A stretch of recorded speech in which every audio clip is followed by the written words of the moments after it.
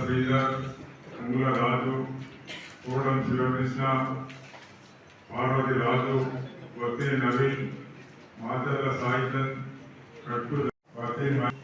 నాగపూర్ అరుణ్, వత్తి రేవంత్, లకాకుల రాజు, ఇలసన పృథ్వీ, మంగళ సురేష్, వత్తి ఉత్తర గోగ్రహణం జరిగినప్పుడు మరి అర్జునుడు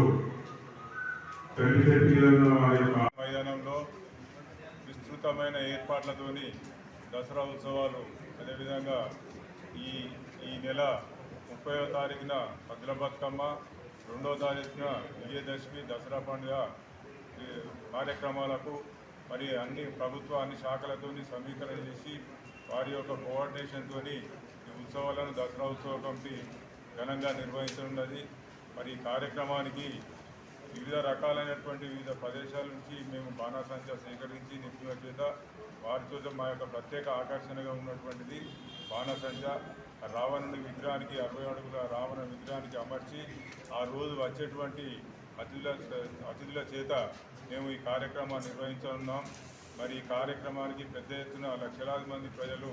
వచ్చే అవకాశం ఉన్నది కాబట్టి వారి అందరికీ కూడా మున్సిపల్ కార్పొరేషన్ సహకారంతో మరి అదేవిధంగా మా గౌరవ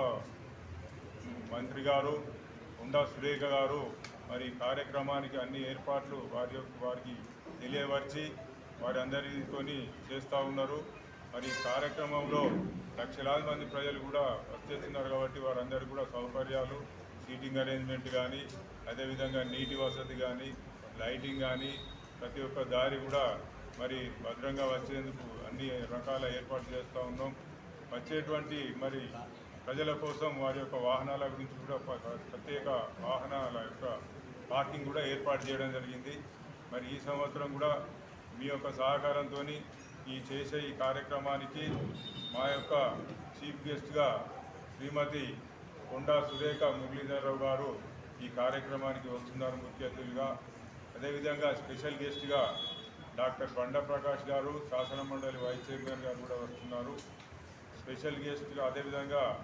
గౌరవ అతిథులుగా నగర మేయర్ శ్రీమతి సందు సుధారాణి గారు, అదేవిధంగా రాజ్యసభ సభ్యులు పద్దిరాజు రవిచంద్ర గారు, పార్లమెంట్ సభ్యులు కడియం కావ్య గారు,